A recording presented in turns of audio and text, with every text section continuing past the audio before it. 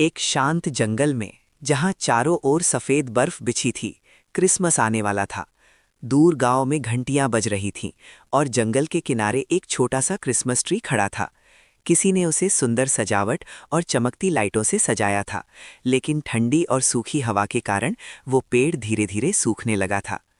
एक दिन एक दयालु हिरण, जिसका नाम लूमी था, उस पेड़ के पास से गुजरा। लूमी की आंखें बहुत कोमल थीं और उसका दिल बहुत बड़ा था। जब उसने पेड़ की झुकी हुई डालियां और सूखी पत्तियां देखीं तो उसे बहुत दुख हुआ। लूमी ने सोचा, ये पेड़ खुशियां फैलाना चाहता है, लेकिन इसे मेरी मदद चाहिए। इसके बाद हर दिन लूमी पास की जमी हुई नदी से पानी लाता। कभी वो अपने मुंह से पानी लाकर पेड़ की जड़ों में डालता और कभी इंसानों का छोड़ा हुआ एक छोटा सा पानी का डिब्बा इस्तेमाल करता। बर्फ गिरने के बाद भी वो रोज पेड़ के पास आता रहा। धीरे धीरे एक जादू हुआ। पेड़ की पत्तियां फिर से हरी होने लगीं, डालियां मजबूत हो गईं और क्रिसमस लाइटें पहले से ज्यादा चमकने लगीं। पक्षी उस पर बैठने लगे और जंगल के जानवर उसके आसपास इकट्ठा होकर खुशी महसूस करने लगे।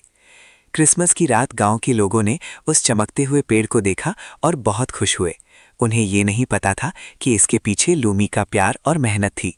लूमी दूर से पेड़ को देख रहा था और उसके चेहरे पर हल्की सी मुस्कान थी।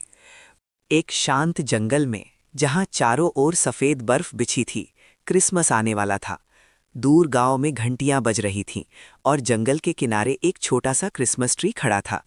किसी ने उसे सुंदर सजावट और चमकती लाइटों से सजाया था, लेकिन ठंडी और सूखी हवा के कारण वो पेड़ धीरे धीरे सूखने लगा था।